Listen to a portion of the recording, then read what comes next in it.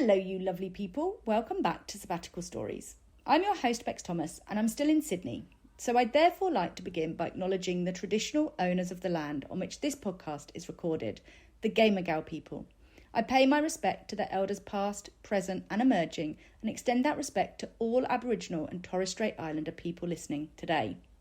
I set up this podcast to inspire courage and normalise taking a break from your career, and I would love it if you could help too by subscribing, liking and rating the show. It really would mean a lot. Today I'm joined by Martina McDermott, a lady with Irish roots and Aussie wings. We go way back to my early days in Sydney when Martina and I worked at the same company. I was fresh off the boat into expat life and Martina had arrived a little bit earlier. In this episode, we dive into the importance of solving for the why behind taking a career break, how Martina's first break missed that mark, and really the impact it had when she returned. We also explore the role of company values and reward systems in staying engaged in a company, and how boredom can sneak in really without you even realising it. That and much, much more. Deep down, you've tried, dig deep, search wide. Enjoy your climb, it's all for you. Hi Martina, and thank you so much for your time today. I'm so looking forward to our chat. We've had this rearranged a few times, but we're now on the same time zone, which works well. So it's lovely to have you on. Yeah, I can't wait to hear all about your sabbatical story. And because it's exactly that, your sabbatical story, can you please give us a bit of an introduction to Martina McDermott and your sabbatical story, please? Lovely to be here, Bex. So I'm Martina. I'm Irish, probably you'll tell by the accent. And I was born in the north of Ireland in a tiny little village called Balleek. I have two brothers, one sister. My brothers live in London and my sister in New Zealand.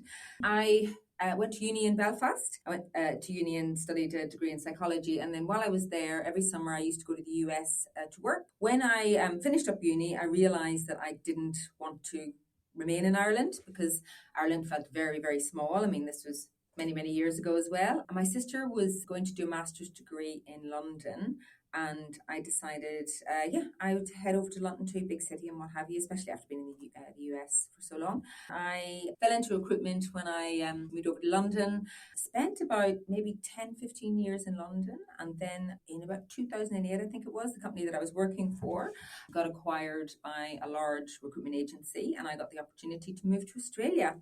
And so that's what's landed me in Australia. And these days I'm an Australian citizen and I have like three citizenships, my Irish citizenship, my UK citizenship and my Australian citizenship. So yeah, a little bit about myself.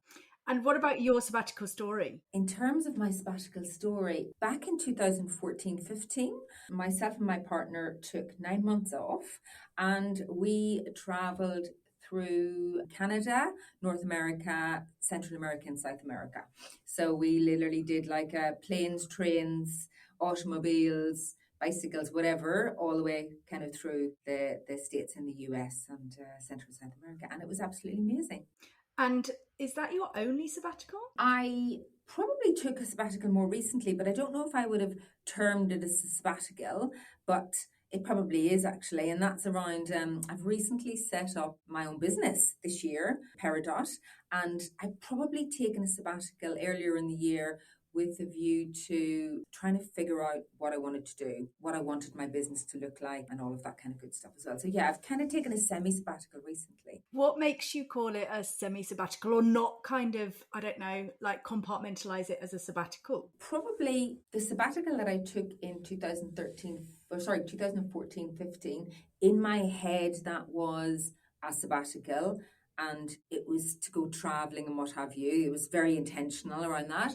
The one this year was more about me trying to figure out what I wanted to do and what I want my future to look like and what have you. And I just, I haven't put it in my head. I have it more as a career transition or a career decision versus a sabbatical. It's really weird. It's probably more around how you would define the word sabbatical. So yes, how would you define a sabbatical? Like what is a sabbatical? Yeah, and it's interesting, isn't it? It's why, and I love the fact that you've brought it up because I think one of the points of this podcast is to myth bust and what I want to be able to do for the audience is demonstrate different approaches to time off and career breaks and sabbaticals. And I think one of the myths is that a sabbatical has to include travel. Gotcha, right. Or that, travel has to be part of it. And it's a period of time where you return to the same company, or you're going back to the same as what you sort of left. Yeah. And for me, and again, I think it's comes back to defining the word sabbatical and career break. You're right. And for me, I suppose a sabbatical is normally where a company supports that, whether it's paid or unpaid, but you take a period of time off from a company and you return to the same company. Whereas I think a career break for me is where you might have a total break in, okay, finish with one company or stop doing what you're doing and then sort of start something else. But I think what's beautiful about this conversation is we can use both examples, because I think it's a great example of, a intentional 9-month period of time off work from your company, but then also a career break where you intentionally took some time off to explore what you wanted to do next. And then, once you'd landed on it was setting up on your own, what that business then, you wanted it to be and wanted it to look like. So if we just go back to the 9-month career break or sabbatical, what triggered or prompted the decision for you and your partner to do that and take 9 months off? There was a couple of triggers, actually. One trigger was probably my age. I'd hit 40. I think I just hit 40, or maybe it was like my 41st year. I can't remember now. But that was it. One was a milestone year, and I really wanted to shake things up and see the world. And I kind of felt that, and that's coming back to the whole travel thing. When I left uni, I jumped straight into work, and I jumped straight into a role that was really full on and intense. And it's one of those roles, recruitment, where you get out what you put in, essentially. So I was working really hard and all that kind of good stuff. I was recruiting in, like, we call it like a permanent desk. And it's not a good idea to take a lot of time away. It's one of those things you need to be constantly cultivating. And so I had only ever taken like a 1-week holiday, 2-week holiday kind of thing, which is you're lying on a beach or what have you. You don't really get to see the world properly. And also as part of that, when I moved to Australia then, and you know yourself this, Bex, when you have family back in the UK is so far away. So every time you go on holiday, you don't really go on holiday, you go to see your family. So all of our holidays, I suppose, was visiting my family in Ireland and his family in the UK. And so blink of an eye, your holiday's over and what have you. So I just wanted to really see the world and not taken any time to properly see the world and step away from things. And I wanted to kind of get some countries under my belt, a lot more countries under my belt. That was one thing. And then I think the second thing was just, I was at a point in work where, same sort of thing, when I arrived in Australia, I think I finished work in the UK on the Friday. I got to Australia on the Wednesday with time differences and what have you.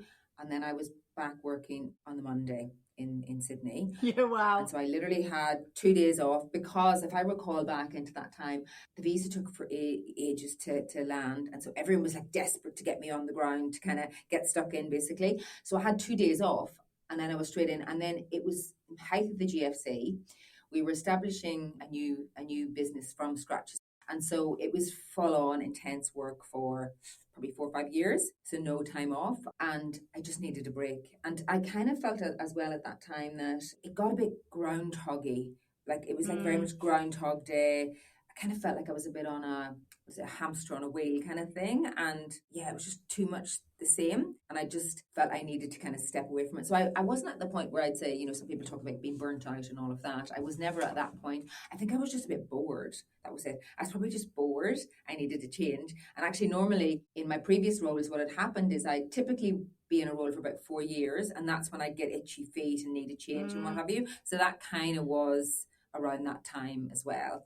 And so I decided, instead of leaving the organization and going elsewhere, or even moving internally in the organization, and I want to do the travel thing, let me just go and see the world, take a sabbatical. Yeah, so that's how it ended up. And you mentioned burnout and that you weren't, at that point of burnout. Was there a part of you that almost thought that potentially you could get there and that's why you needed a break? I don't know, actually. And I hear other people talk about burnout. And actually, that's one of the things I hear when people talk about burnout. And you don't really get burnt out if you absolutely love what you do and and it gives you purpose and all of that kind of good stuff. So I didn't think I was ever going to necessarily get burnt out with the role or what I was doing, because I really loved what I was doing. Probably it was more, I was probably going to get burnt out at the company. It was the environment perhaps that was going to burn me out. And my values were, out of alignment. My values were very much becoming out of alignment with the company I was working for at the time, what have you, all of that kind of good stuff. Yeah, so not the role itself, but probably some of the other stuff around it. And you mentioned becoming bored. I've heard this year more than ever the term bore out, which is that's now, interesting. Wow. Which is now that whole, oh my God. On the flip side of being burnt out, it's that, this quiet quitting and that is becoming a thing, and being bored out. I think that's pretty much what it felt like I'd gone as far as I'd gone. I'd worked really hard. I was, in the High Achievers Club, and I was on the leadership boards, and I was getting all these accolades and internally in the organization, and I'd done it, but I wasn't getting any satisfaction from any of that stuff. So that kind of stuff wasn't doing it for me anymore. I suppose in the past when I was younger, that kind of stuff did do it for me, if that's the right word, and was kind of important. But then you outgrow all of that stuff and it was no longer important. And those are the kind of things that sometimes in a big organization, it's all about that. And that's what everyone tries to get to do to keep you there and to keep you interested. And if that kind of stuff is no longer important to you, for me at that time, it was more, I wanted to grow and I wanted to develop and I wanted to be challenged in new ways and different ways. And I wasn't getting that at that time. And I think that's why I was bored, because I didn't feel like I was learning anymore. Yeah, so maybe my sabbatical was a quiet quitting. Maybe instead of the quiet quitting. Yeah, I just got to take off overseas and travel the world instead. Maybe, yeah. It's that misalignment, isn't it, between what looks, successful or good on paper and actually that misalignment of how you're actually feeling. The reality. Yeah. And so you mentioned you went traveling. What sort of things did you do to prepare for your break? Both from a, I suppose, personal perspective, but also, with your team and with the company and professionally as well. Yeah, so that's actually that's probably one of the reasons why it took me longer to take the break than I probably might have taken it a bit earlier. I'd set up the division from scratch with a colleague and kind of built up my desk, I suppose. We call it recruitment as your desk. And I cultivated all of these really good relationships with my clients and candidates and worked really hard to do that. And I was really worried that by handing it over to somebody else, it was like my baby. It was my baby I had raised from infancy to 4 or 5 years old. And to hand that baby to somebody else, I needed to really trust that it was going to be taken care of and my clients and my candidates were going to be well looked after and all of that kind of stuff. And so that's what I was really worried about. And so it was really finding someone I could trust, that I knew would look after the guys and girls as well as I wanted them to be looked after and I would have done. And then also doing a really good handover so that whoever took over that desk was able to be successful with it and get the best out of it and what have you. So I keep lots of notes. I write down everything anyway. So there would have been a lot of notes on the system and the CRM. I'm very much somebody that uses CRM. I put a lot of information in there, so there would have been that, definitely. In terms of also preparing, it would have been because we did such a big trip and there was so much travel involved, it was researching where we wanted to go, what we wanted to do, who we wanted to see, the timelines, looking at routes that other people had taken and what they had done and all of that kind of good stuff. Saving, that was another thing in terms of it was going to cost, fair bit of money to do. And we also didn't want to, if we were going to do a big trip like this, we wanted to make the most out of it and do as much as we could and not have to be worrying about just scrimping and saving and doing everything on a shoestring. I mean, we did because we budgeted in terms of we stayed in hostels and all of that kind of good stuff. It was very much a backpacker trip. These 40 plus backpackers, we were one of those. It was doing it like that, but still, we needed to save a lot of money in order to plan and prepare for that. And then also we were renting at the time. We had this beautiful place that we'd been renting since we first arrived in Australia. property in Mossman overlooking the water and what have you. It was gorgeous. We just gave up the apartment and we had to sell a bunch of stuff and then put a bunch of stuff in storage. So that was kind of more like the practical parts of the trip. And any tips on the saving piece? Because I think that sometimes is a really big piece for people if they're looking at preparing for a trip. It's about saving for that trip. What sort of things did you do to help you, save for the time off? So because I was in a role whereby it's commission based as well, it just means working really hard, working your ass off to make extra money that you can, rather than you're living on a basic salary. Essentially, it's a wee bit harder. So I just worked extra hard to get some really good commission payments through over that, in maybe the 6 months before. And also what we did was, as soon as my salary came in, I just siphoned a chunk of it off and put it in a bank account as savings. And when that money wasn't in my account, I couldn't spend it, essentially. And it was also, for probably a good 8 months before, because we kind of spent a long time planning this, we just cut back on stuff. I wasn't doing, buying nice clothes, nice makeup and what have you, because at the end of the day, because we were going traveling, I wasn't going to be able to use any of that stuff anyway. So it was just cutting back on the nice things, the luxuries in life, and just living a more basic lifestyle, essentially. Yeah, it's prioritization at the end of the day, isn't it? Yeah, absolutely. You mentioned that the intention was travel and very much to get some more countries under your belt. Was that the primary intention, or were there any other sort of intentions around taking the 9 months off? That was probably the primary intention, but in hindsight's a wonderful thing. I wish I had been more intentional. Now that I look back on it, I absolutely wish I'd been more intentional, because I think now I maybe also used the sabbatical as running away from something rather than facing head on that maybe I was unhappy or bored in my role and I needed to do something about that. I took off and did the sabbatical, and maybe I should have been more intentional around figuring stuff out while I was away on the sabbatical about my job and what I wanted to do and where I wanted to go with it and all that kind of good stuff. And that's one of the other things with us. We planned a really big trip and lots of countries, covering lots of ground. And with that as well comes, you're so busy on the road doing admin and planning the next couple of days and what have you. I mean, we did so much before we went. Like I and my partner did so much research and so much planning before we went, but you don't really anticipate how much you still have to do when you're there. So I was so busy doing all of that, and also so busy having lots of fun and doing loads of activities and filling every day with all the good stuff, that by the end of the day I was exhausted. Like my head would hit that pillow at the end of the night, and I'd be out for the count, and then you'd be up the next day and off doing some cool fun stuff again.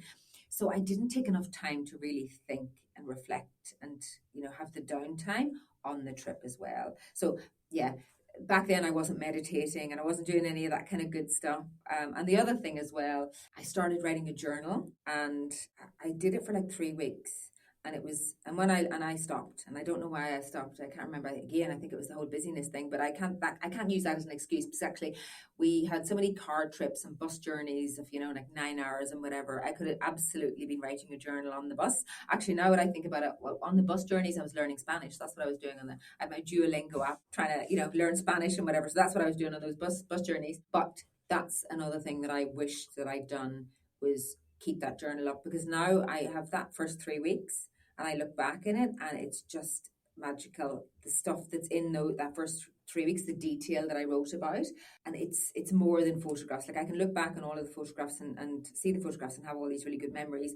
But that journal for those first 3 weeks, it just brings everything alive, and it reminds me of stuff that I totally forgot about. And I wish that I'd continued that throughout the whole of the 9 months. Yeah, and it would also have been an opportunity for me to get my thoughts on a page and think things through and all of that kind of stuff as well. Yeah, it's an interesting one, isn't it? And the whole being busy, I think it's also being present, right? Like you want to be present for all of the fun things you're doing and what you're seeing and what you're experiencing. So actually, if the intention is the travel piece and the really getting under the skin of different cultures and different geographies and different countries and areas, actually, it is about being present and not having to put pressure on yourself to go, oh, actually, I need to reflect and I need to be thinking about. Yeah. And it's interesting because the individuals that I work with, when we're looking at coaching through a sabbatical, we always start with the why, and we always start with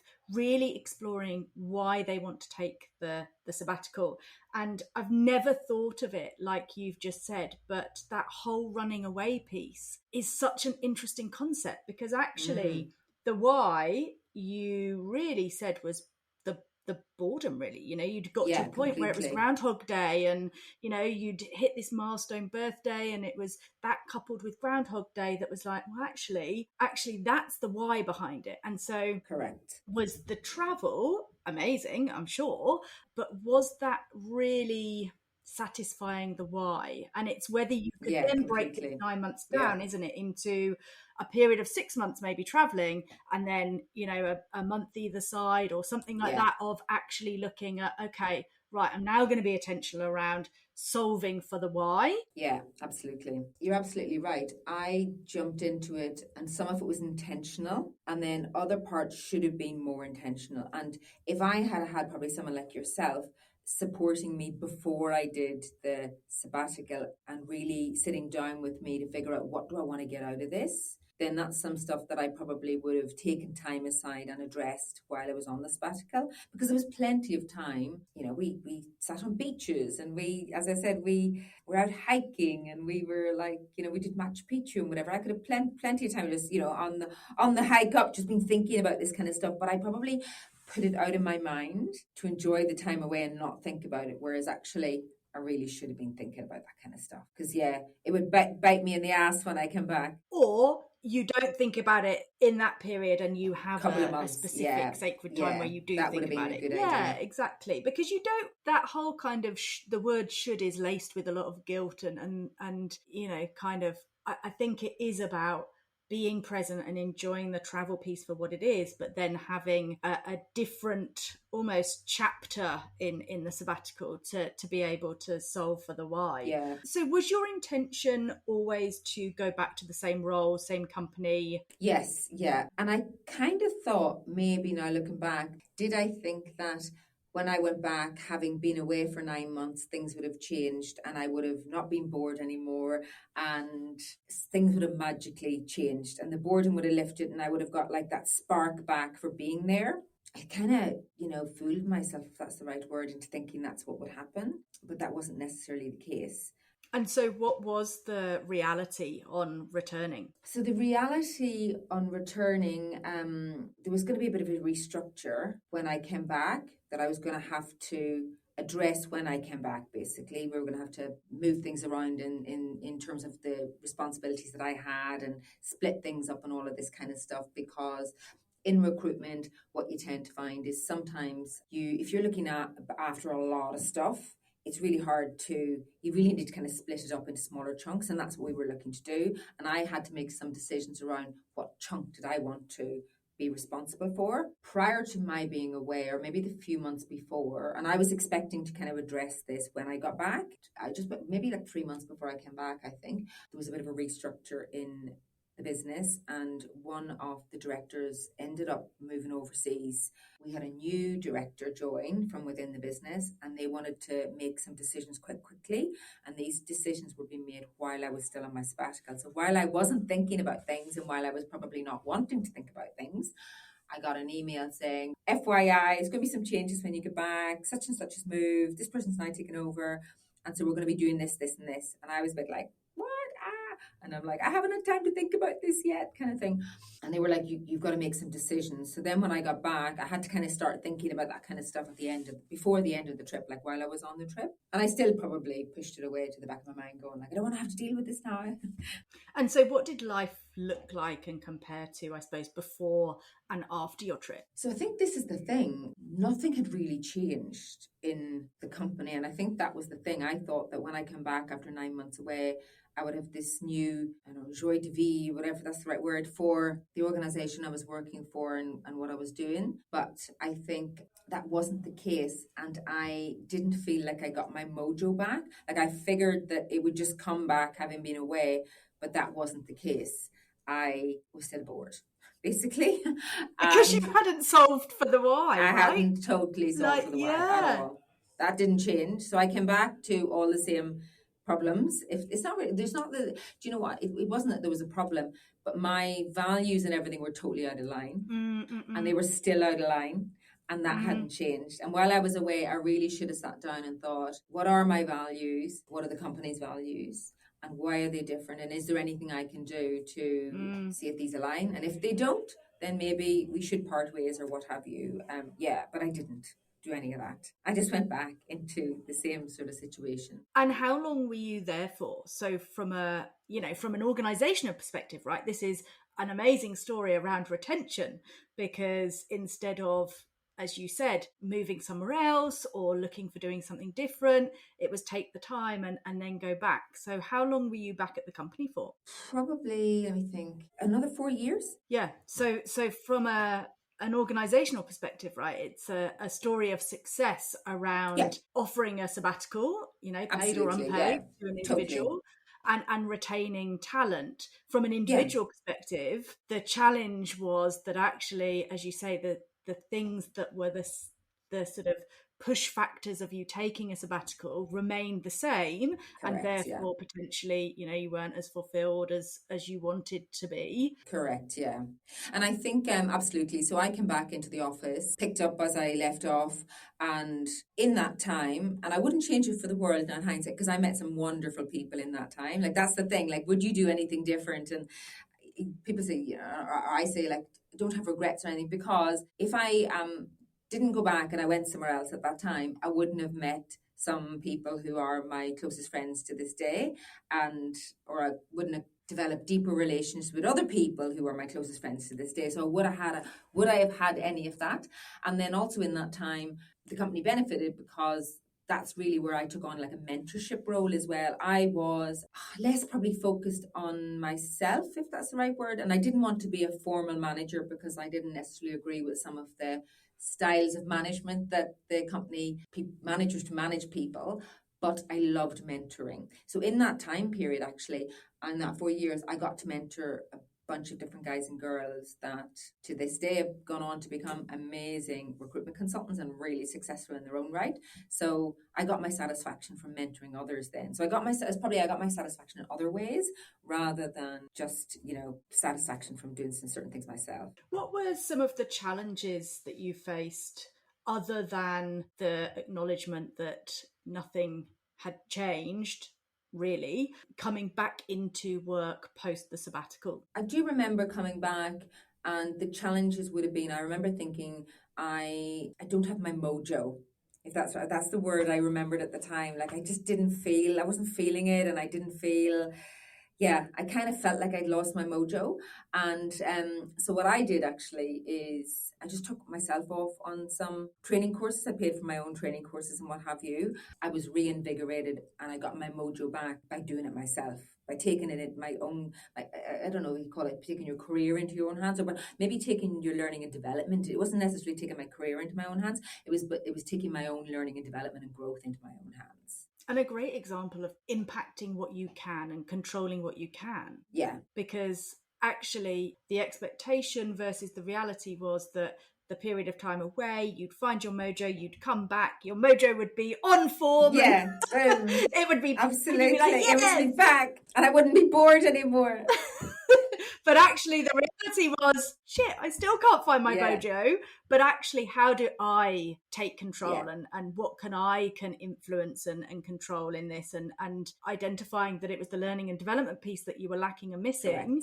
It's a great example of taking that into your own hands. Yeah, I needed to grow. I just felt I wasn't growing. And even actually the traveling for 9 months, there was so much growth in that. Like, experiencing so many new things and completely pushing yourself out of your comfort zone every single day and doing certain things and activities and whatever. So there was a lot of growth when I was away. And then coming back to the office, I was doing stuff that I don't want to say I could do it in my sleep. That's the wrong word. It's certainly not the case. I've been doing the role for many, many years, but I just didn't feel like I was growing or out of my comfort zone. I was too much in my comfort zone at that. What was the most unexpected part of the whole journey? Actually, that my partner and I got on so well throughout the whole. We didn't kill each other. I had kind of thought that if we were spending 24/7 together, which we did, for that whole 9 months, that at some point, that we'd fall out, and we didn't. We just got on so well.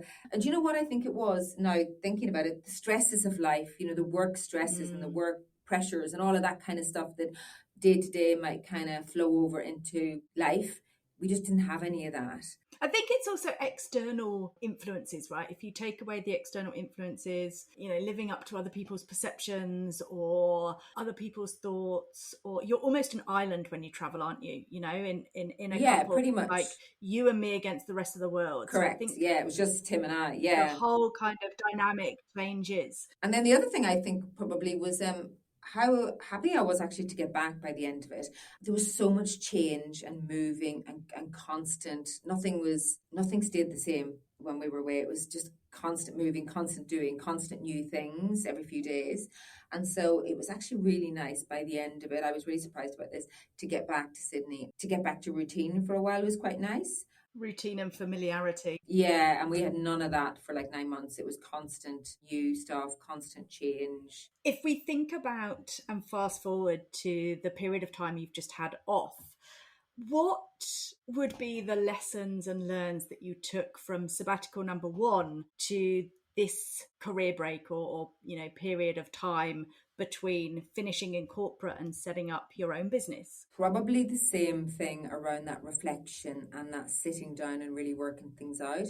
Because even when I've been establishing my own business, I'm not very good at sitting down and reflecting. I know you are really good at this, Bex. It's like you've been, and you're really good at journaling. But I just find that I'm always go, go, go. So I wish that I'd taken some of the lessons from the previous sabbatical to this one, to kind of just sit down and reflect and think and spend more time with free space in your head. It's a hard habit to get into, I think, the finding sort of empty space to be able to reflect. And so the time from leaving corporate to, where you are now, what did that period of time look like? Like, what were the things that you were doing to set yourself up for building your new business? Lots of reading, lots of learning, lots of listening to podcasts of people who'd done it themselves. All of these things around setting up a business and bank accounts and websites and,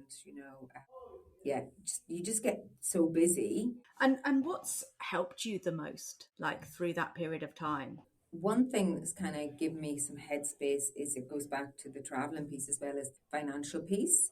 So again, while I had kind of, set money aside for the future so that when I got to the point where I wanted to make decisions about setting up my own business, I'd set aside finances so that when it came to this time that I could spend more time planning and getting myself organised. So having a runway to be able to take the pressure off and give you the freedom to be able to build it. Correct. Not stress. Then you can 110% focus on working. I absolutely agree. I was having a conversation actually with somebody who I used to work with last week, and he was talking around leaving corporate and starting up on his own, and he said to me something about could you afford to eat the first year that you did it? Like, could you afford groceries? And I said, I was like, well, actually, if you think about technically whether I could actually afford everything that I wanted to be able to do and how I lived, no. The first year when you're setting up, if I hadn't have had a runway, and my advice to him was very much, have that runway, just it takes that pressure off, as you say, and it gives you the sort of freedom to be able to then really create what you want to create. Correct, yeah. Well, look, thank you so much for your time, Martina, and sharing that wonderfully raw and honest story around your career break. I think my takeaway certainly is that sort of concept of running away, and I'd never thought of it before, but I think it's such an important message to really look and delve into the why, so that it's not a sort of running away piece. But what I love to leave our listeners with is your top 3 tips to somebody who is thinking about or about to embark on a career break or sabbatical. Do you know what? Just do it. Don't overthink it. Don't put it off. I put it off for a while. Just, pull that bandage off. Just do it. The second would be, especially if you're doing traveling, don't overbook yourself. We were very flexible. We'd book some things in, but we were always on the go. We tried to pack probably too much stuff into the 9 months because we really didn't want to rinse all the good stuff out of that, thinking when's the next time we're going to get to do something like this. And then the final one would be that journaling thing. Yeah, to keep a journal to look back on. I in hindsight, I really wish that I had continued with that little journal that I started, and it bring back so many good memories as well as all the photographs that we took. So yeah, those would be my 3, I think. Yeah, love it. Thank you ever so much for your time. And if people want to reach out and find you, Martina, what are the best ways to get in contact with you? Probably the easiest one is jump on LinkedIn, Martina McDermott, and then the company is Peridot, which is Peridot. Also on Instagram, and my Instagram handle is Dissy Duke, which is, don't even ask me how I came up with that one. Wonderful. Thank you for your time. Thank you, Bex. And a heart full of soul, it's connected, and I'm moving along, I won't let it all turn me on. Thanks heaps for listening. I really do appreciate each and every one of you taking the time to join us. Thank you so much to Martina for her honest account of why her career break actually didn't solve for the why in the first place, and her top tips on how yours can solve for the why. Thank you to Auntie B at the Flaxen, my patient and talented producer. Also a special shout out to the incredibly talented Joanna Cook, whose soulful blend of smooth vocals we're lucky enough to use throughout the show. If you enjoyed the episode, I'd love it if you could like and rate the show, and hey, make my day by even leaving a positive comment. Also, if you think a friend would like this episode, do buzz it over to them. Your support means so much, and spreading the word helps even more. Do you have a sabbatical story to share? Or maybe you know somebody whose journey would inspire others? Do let me know. You can get in touch via Sabbatical Stories Podcast on Instagram or message me on LinkedIn. I'm Bex Thomas. Until next time, take care of yourself, keep dreaming big, and remember, your sabbatical story is waiting to be written.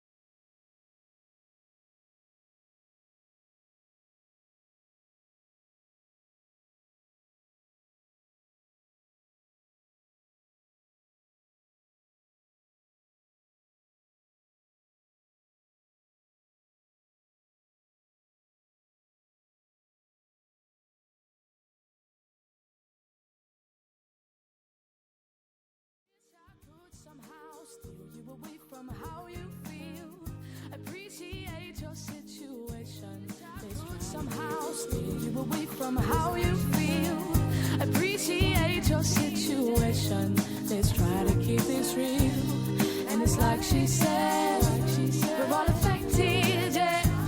And it's like he said, I won't let it out. Turn the other cheek, show them your smile. You won't believe things for a while. And taking back to say